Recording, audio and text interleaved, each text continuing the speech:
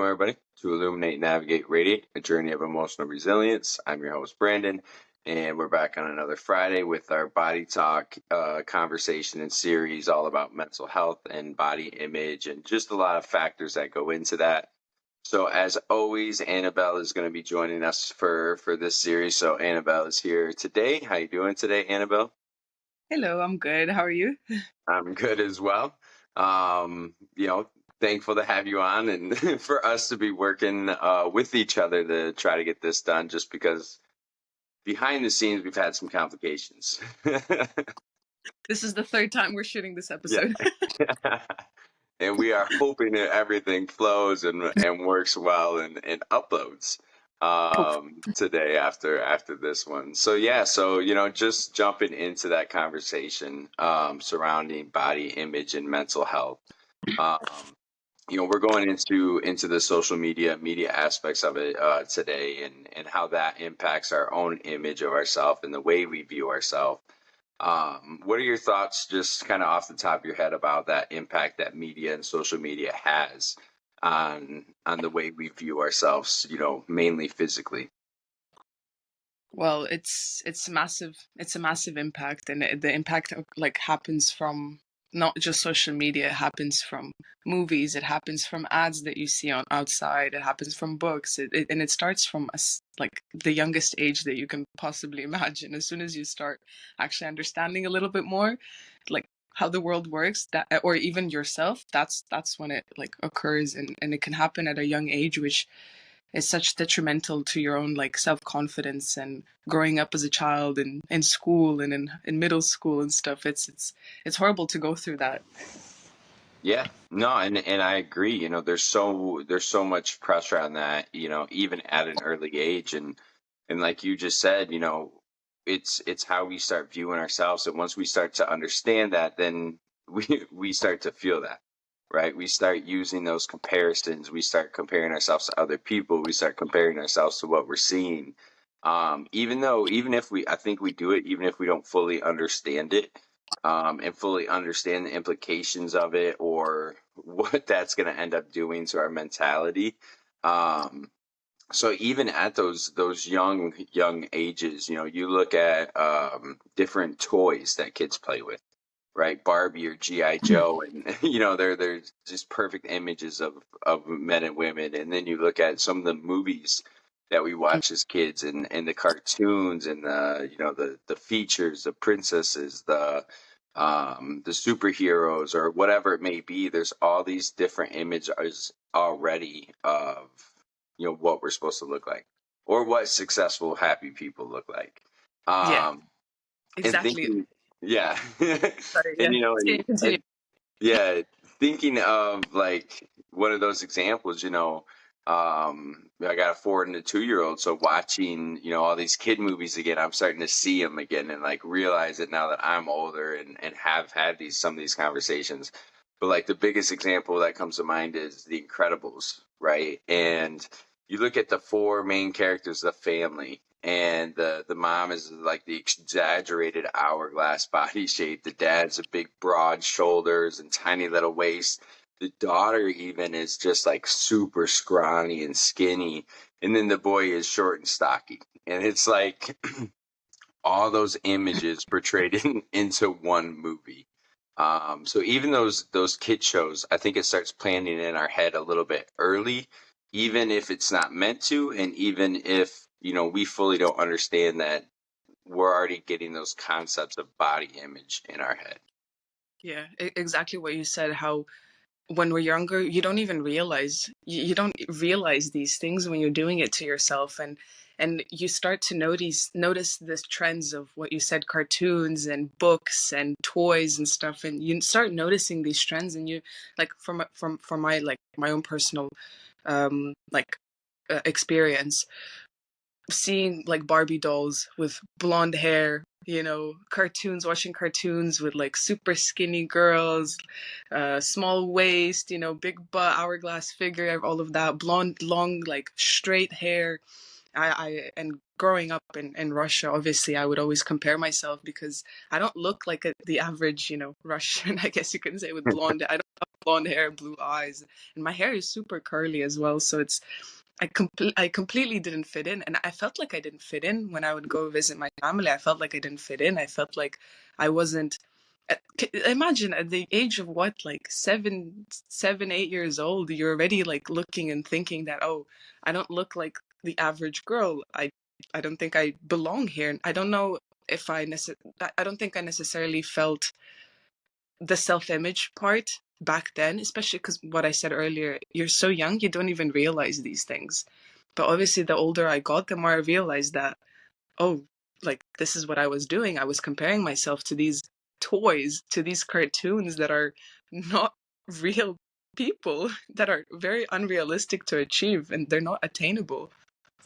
Yeah, and I think that's a really good example of just feeling that, especially if all you're seeing is blonde hair, blue eyes, and and then you're a brunette with darker eyes, then it's like, oh, okay, yeah, that is hard, and like I think it's important that you just said it. Like we don't maybe at that age understand what it is, but as those seeds are planted at that young age, and then we're being bombarded by all that as we continue to grow up, right? Billboards, Mm. or other movies we're seeing, we start understanding and developing then, like, oh, maybe I don't like this about me. Maybe I don't like my hair color. Maybe I don't like my facial features or my body type, or something like that, because right now all I'm seeing is, oh, that's what a beautiful person is. From a guy, I'm seeing only, six packs and muscles. It doesn't matter if they're selling a toothbrush, or some hair wash, or something. Even if it's just about their face, the guy's usually shirtless in his underwear, and and that's how they're selling it to you. So even then, when we start to develop that, then at that younger age, then we start understanding, like, okay, yeah, maybe I'm starting to feel ashamed of this about myself because I don't look like this, that, or that over there.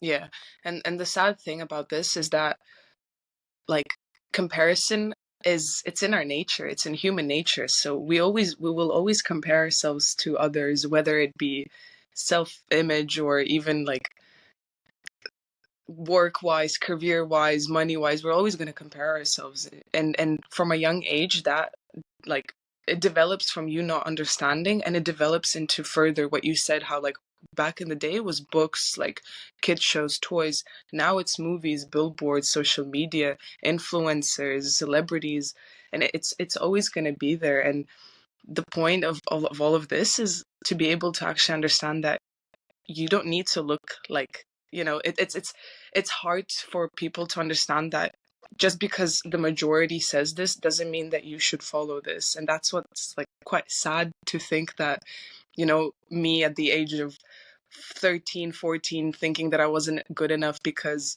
social media, like, three boys in my school or something said that you need to be skinny.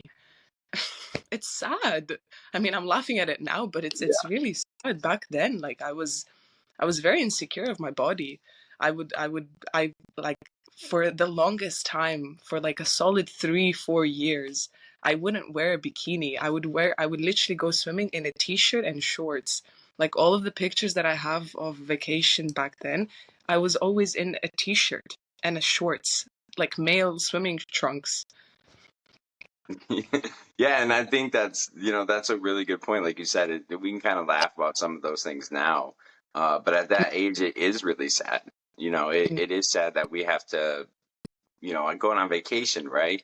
We're supposed to be enjoying, especially if we're going somewhere with water. And it's kind of funny because I was the same way. Even growing up, I would not swim without a shirt on, Mm. and that was from just, I wasn't like big by any means, but I just felt like I wasn't, I was maybe a little bit bigger than the person next to me, or I just didn't really have a six pack, and so I do that same thing. And that all came from, like, oh, I don't look like this. And that's why I feel this way about myself. And when we're that young, just supposed to be enjoying life, having fun on a vacation, and those are the thoughts that are coming to the forefront of our mind to impact, what we're deciding to do in that moment or what we're deciding to feel in that moment, instead of just being in that moment and and having fun. So it's, it in our society, like you said with the comparing thing, you know, it's human nature, right? We're going to do that. We're going to compare. And it kind of gets encouraged not to, right? I mean, the message around the world is, be yourself and love yourself and all this stuff. But then you get that other message of, well, but if you want to be a happy person, if you want to be a successful person, if you want to be an attractive person, here's the image you have to look like. And so then it's even just like, it's so conflicting growing up when it comes to body image, because you get told one thing and then you see the example of the other thing going on in the world. Exactly. Yeah, and that's, I guess, the beauty, the beauty, sarcastically, the beauty of social media, that it's, no matter how positive it is, there's always going to be certain like negative aspects of it where you will, look at it and take it negatively to your own like mental health, like, and self-image. And that's where it comes, like, whenever my friends go through something like this, I always tell them, like, take a break from social media, just even a couple days, like, stop, go through everybody who you follow, you know sort it out, filter it out. If there's people that bring some kind of negativity or a negative impact to you and to your mental health, delete them, get rid of them, unfollow them. You don't need these type of people in your life. You don't need to be surrounded by so much. You basically surround yourself with people that love you and actually appreciate you and accept you for who you are, and don't me giving tips and advice. but yeah, I mean, it's a matter of being able to filter it out from social media, specifically filtering out the negativity. Yeah, and it, like you said, I think that is good advice. I think it is important to take a break from it sometimes, because when we're consuming so much of it, and then as we're consuming it, whether we're meaning to or not, it's having that negative impact on our mindset, because we're scrolling or we're looking through it or whatever, and we're like, oh, I don't look like that person. Oh, I wish I had that body. Oh, I wish my face or my hair or my cheeks or my jawline or whatever it may be looks like that person. Um, then yeah, you should take a break, because you're in that mindset of using it. Even if those people are putting some positive messages out there, Mhm. you're still interpreting it as a negative message for yourself because of what you're taking away from it. So I think that's really good advice, especially, I'm not saying everybody does it, but a lot on social media or a lot in media is Photoshop. It's Right. filtered. It's, touched up. It's made to look a certain way. The lighting is just right. The angle is just right. Mhm. So maybe though, there's that snapshot of it, but those people probably don't look like that 24/7. But that's what we Exactly. we start to believe. And so, then I think that's the most detrimental part of it, is that the expectation of what we're supposed to look like isn't even a real expectation. It's Exactly. changed, it's filtered, it's Photoshop. So then we're comparing ourselves to something that's not even Real. realistic for us to get up, and I can't get up and change my jawline or stretch out my neck a little bit, or thin out my face some before I go out for the day. It's just not something I can do. So setting myself up for that type of expectation, I'm always going to feel not good enough. Yeah, it's you're setting up yourself for failure. There's that's it. It's just you're gonna be you will fail. You're not gonna achieve something that's not real. And I'm not even gonna talk about the people or the influencers that do plastic surgery, that have all the injections and stuff, BBLs, and don't even talk about it.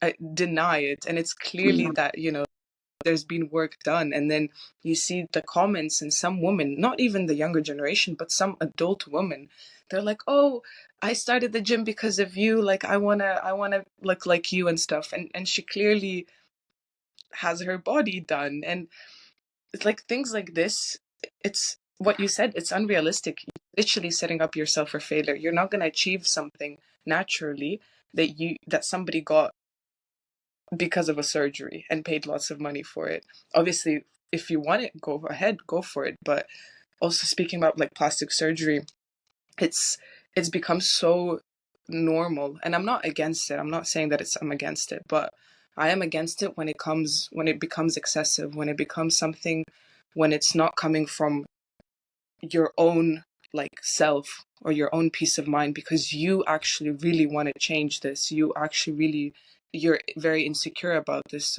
Then it's okay, like if you want to change something. But when I see girls at the age of 12 who haven't even gone through puberty get breast implants, like that is very excessive, you know. And I would, it's sad to see, it's sad to see that so many young girls already haven't even fully formed, haven't even fully developed yet, and already feel like that they need to change so many things about their body. It's really sad. And I think that shows the impact that it has on us, right? Even like even in your example there, you know, you talked about a younger girl and an adult, you know, going through those decisions and how that influences their decision. So it doesn't even matter how old we are, and I don't think it really matters, you know, whether we're male or female.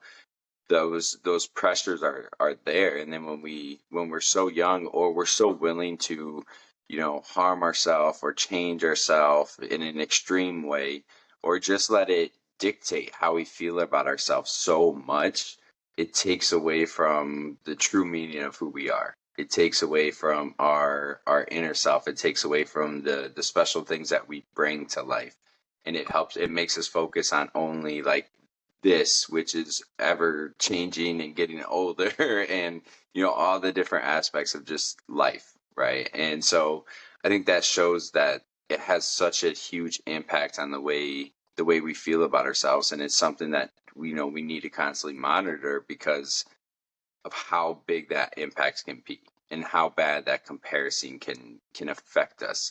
um and so I think it's just like you know, like you said, it's just important to think about that because of the impact it has on our generation, on a younger generation, on an older generation, and really bring those conversations to the front and say like, hey, if this is not good for you, remove it or take a break from it, or just be honest about it, right? Like you said, this, you know, I got some of this from plastic surgery, I got some of this from working out.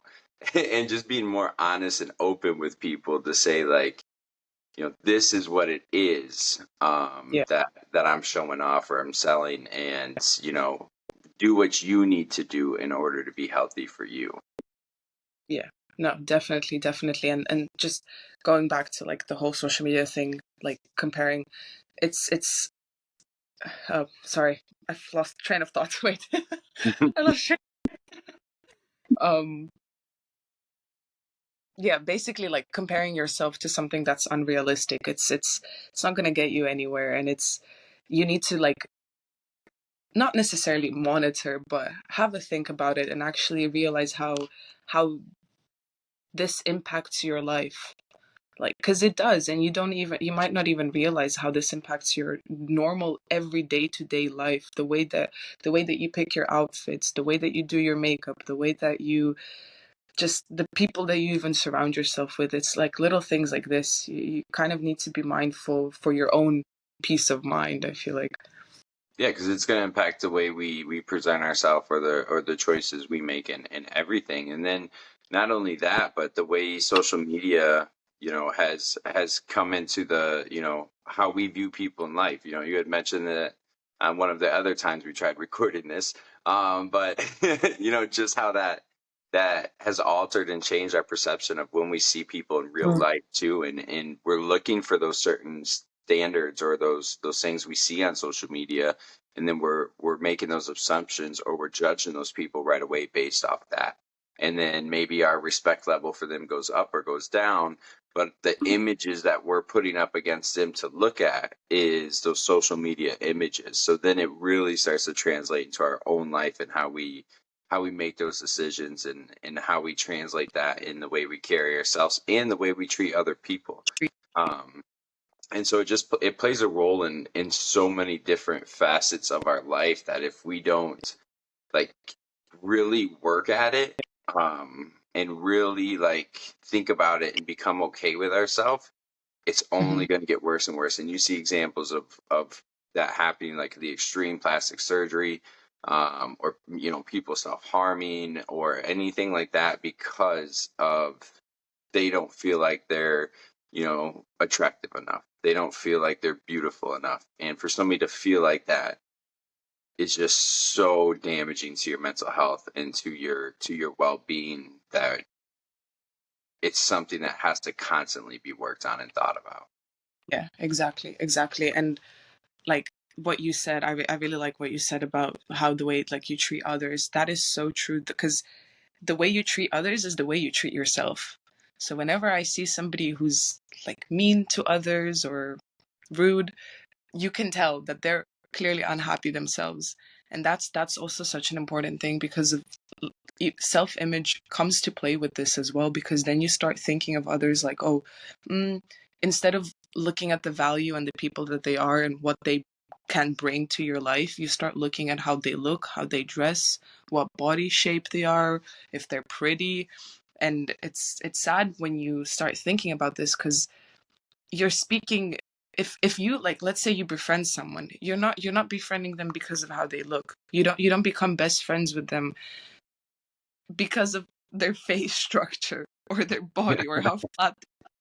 You become best friends with them because of the value and the friendship and the support that they give you, right? So why are we judging people based on how they look, even though we damn well deep down you're not gonna stop being friends with them because they're gonna cut their hair shorter or something like that, something silly. And it just reminds me of back when I was 16, 17 years old, and I moved to a new school, and I think I got a boyfriend, and then I befriended like a couple girls. And I remember it was a toxic relationship. It was a really bad relationship, but my ex at that time, he was like, oh, why are you friends with this one girl? Like, she's so much uglier than you. And I was shook. I didn't really understand what he meant at first. I, I think I was shocked, but I didn't really understand what he meant. And now that I'm older, now that like I actually realize the impact of like self-image and how it has on your mental health and everything. Now I see how insecure he was, and it's sad to see that is something that people think about. That, oh, she's so much uglier than you. Why are you friends with her? That's it's I don't know. It's upsetting. Like, I feel bad because I'm still friends with the girl, but I'm obviously not with him. So, but I yeah. think that's a great example, though, of how it plays a role in all our lives. Whether we're judging other people on it, whether we're thinking about it in our own mind, like, oh, I can't be seen with these people because they don't look like a certain way, or I don't want to date that person because I wouldn't want to put that image on social media and have people judge, him or her. And so it plays that role. It dictates so many decisions now, because people almost spend more time on making their social media look a certain way or presenting themselves online than they do actually figuring out who they are, than they do actually like trying to build up themselves and make themselves somebody they could be truly happy with. And I think that's where it's important to really push that conversation a little bit more of, no, let's go back to working on us, because then that image will just be there. When people see you, that's what they will see, that's what they will feel, as opposed to living one way and then projecting that or changing that a certain way for when you post online, or when you do something for online. And I think that's that's something we can continue to work on, and continue to just like remind people of. I think it's good to have I don't know how many. I'm trying to think right now, actually, of just if I see any reminders that say, that a lot of this is not real. A lot of it is a presentation or exaggerated version of what's real. But you don't see that many reminders. And so, kids who are on there scrolling and who are seeing this, they're not getting those reminders, or those people that maybe feel a little bit lonely or isolated. They're not having the relationships outside of it to remind them how special they are, to how good they are. So it just continues to drive us into that negative self-image of ourselves, and our confidence drops, our self-esteem, our self-worth, they all drop in connection to just seeing images of people online or in the world. Yeah. No, definitely. And I think the biggest like takeaway from this episode, I would say, is like, don't believe everything that you see on social media, because more than half of it, I guarantee you, it's fake. Like, for example, the biggest example I can give you, let's say, like, there's a little coffee table and there's like a vase and it looks very pretty and aesthetic.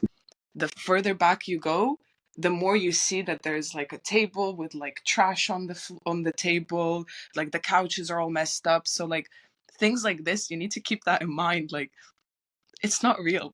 Just because one little bit of it looks real, and like body image, the lighting, the posing, the flexing, ducking in, like you have to Mhm. think, oh, it's not, that's not how your normal body, and that's not how your house or the corner of your coffee table looks like on a normal average day basis. Like, let's be real here, you know? Yeah, I love that. I think that's a great, takeaway to end on and kind of wrap up with right there. It's because that's so true. Even like I don't do it much, but I think about it sometimes like, oh, I thought, okay, this little blue spot here looked weird, but oh well.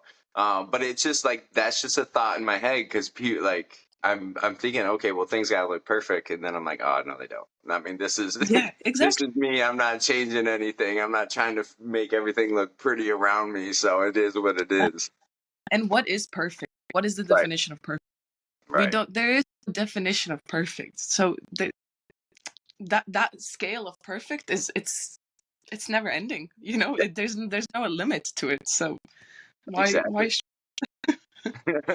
100% with that. And you know, I think this was just a really good conversation about the impacts of social media and what we can start to think about a little bit more. And then, like I said, I thought your takeaway was really good. So make sure you join us for our next week's episode where we talk about a little bit more about the impacts of like our family and peers and those around us that we have relationships with, and how what they say or how we're treated around in those groups can then start to play a part in that body image and mental health aspect of as well. Um, so yeah, so thank you, Annabelle, for trying one more time to get this done, and let's hope it pops up and everything's good after we wrap up here. But it's been great talking with you, and thank you again for joining us. Thank you so much. Thank you for having me. It's been a pleasure. Of course. And we'll see you guys next week. So it's been Illuminate, Navigate, Radiate. Have a great rest of your day. Bye bye.